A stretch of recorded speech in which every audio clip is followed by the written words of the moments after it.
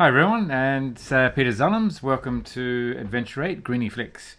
We're going to be talking about analytics, YouTube analytics.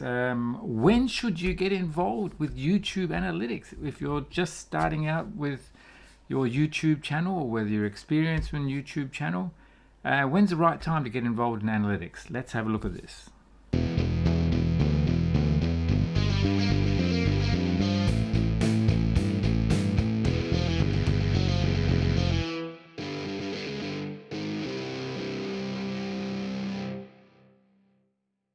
When's the right time to get involved with analytics? The answer is as soon as possible.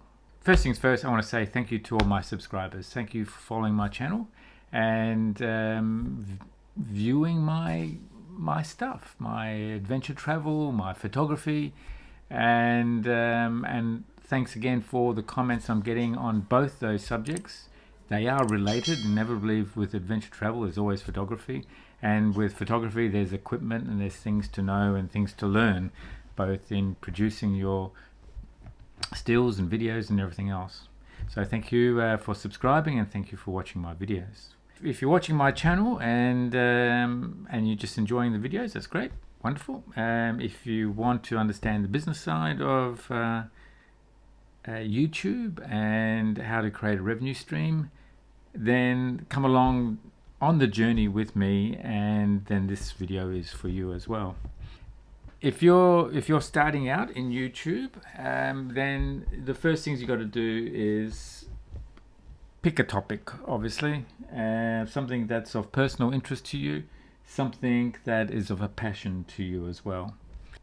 I'm assuming that you've set up a YouTube channel, that you actually that you have gone on to Google and you have a Gmail account. As long as you've got a Gmail account, you can actually set up your YouTube channel and be a creator.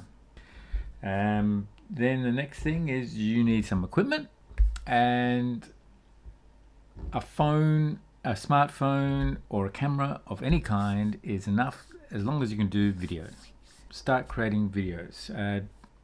My suggestion, make your videos 5-10 minutes long, just so that, well, it really any length doesn't matter, as long as you can actually just get it up onto YouTube.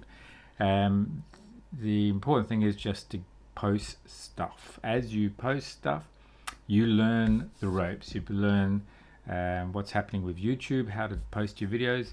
You're learning how to use your equipment, how to edit your footage, etc. So there's only one way to learn, and that is to do. There is a flow that happens with YouTube. Once you post your video, there will be a title and there will be some hashtags. The long and short of it is, when you post a video, the only way people are going to see that video is if there is a search that goes on YouTube to find that video according to whatever people are searching for, or if that video resides in some sort of external website or other social media where people click on that and find your video that way. So they are the two things that happen. Either it's going to be found on YouTube itself, or it's going to have a link to the video from somewhere else. For analytics to work, you need data to analyze, and the only way you get data to analyze is if you've got videos to post. And without a doubt, one of the most important things is to be able to post videos regularly. Post 2 videos a week. And why 2? Well, then there's enough material that's been refreshed each week for subscribers and new people to come along and see your videos. And if chances are that when you're getting started, you're doing everything yourself. So there's a practicality of this has to fit in around everything else you're doing, whether it be work or whether it be other lifestyle or family activities or business activities. Posting 2 videos seems to be, for me, a manageable amount, and seems to be a way to get started. So a goal would be to post 2 videos per week and to get 30 videos up onto YouTube as quickly as possible. So with 30 videos on the YouTube, then at least there'll be some data for you to analyze. Let's say in the first 4 months you have 30 videos up, and you have quite a bit of data within those first 4 months, and you may well be surprised in type of results that you get. So I've been posting on average around 2 videos per week. So now I have got some data to analyze. So let's have a look at some of the basics of the analytics. So we'll use my channel as the example. Here it is, Adventure 8 Griniflix channel. Currently I've got 586 subscribers. That has grown by about 100 subscribers over the last 2 or 3 months. So it's not a blinding increase in subscribers, but at least there's an increase in subscribers, so I'm happy with that. I'd like to obviously increase them at a faster rate, but let's see how we go over time. So we'll look at the home page here for my channel, which should be similar. This is just a standard setup of nothing really changed here.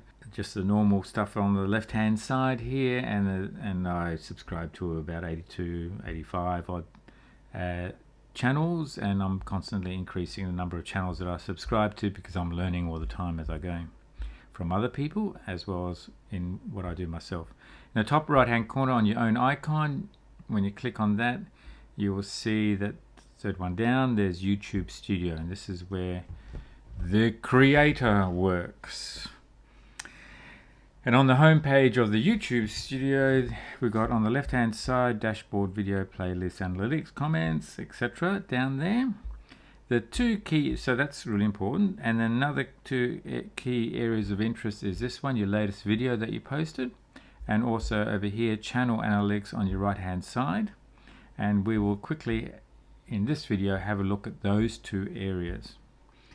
The important thing about analytics is understanding what questions to ask, and if you're able to ask the right questions, then you can interrogate the data for information, you can analyze that information, and then work out what the next step is.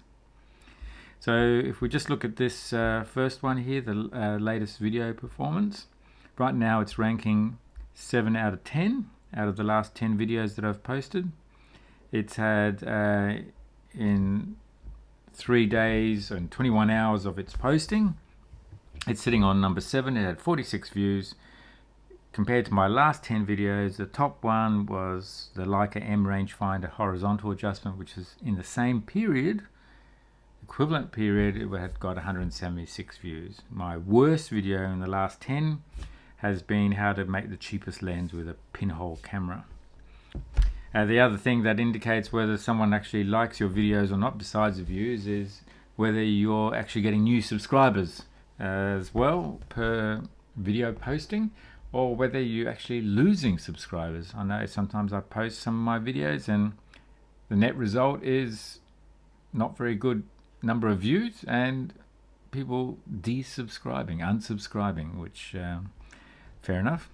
And then the ones that are more popular, well, then they actually increase the number of subscribers. So that's giving me feedback on the topics that I enjoy and whether I'm producing the videos in such a manner that it's of use to the viewers. And if the viewers want to come back, they may well subscribe.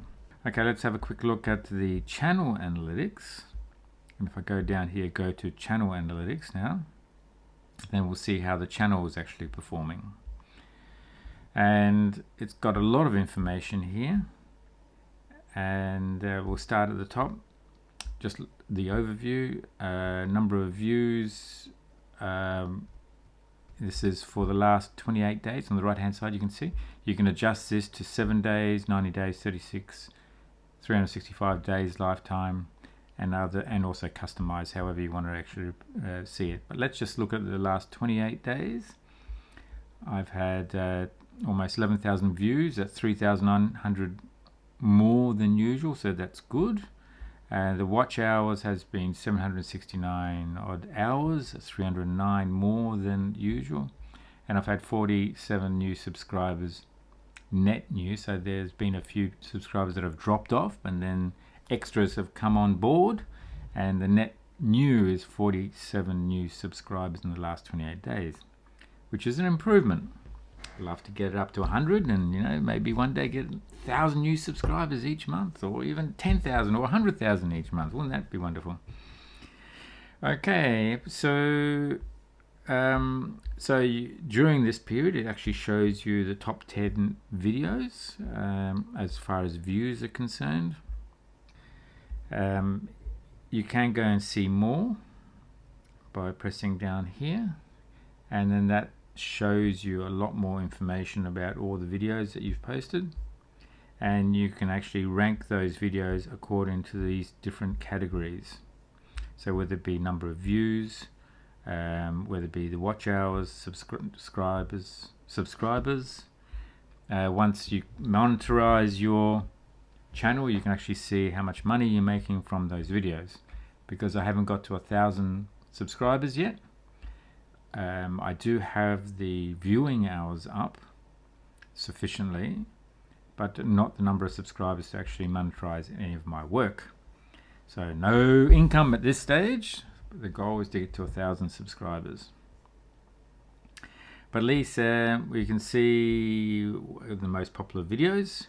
If you notice here, the MacBook Pro with the iMac screen is sharing is the most popular as far as views are concerned. But if we look at now, we sort by hours.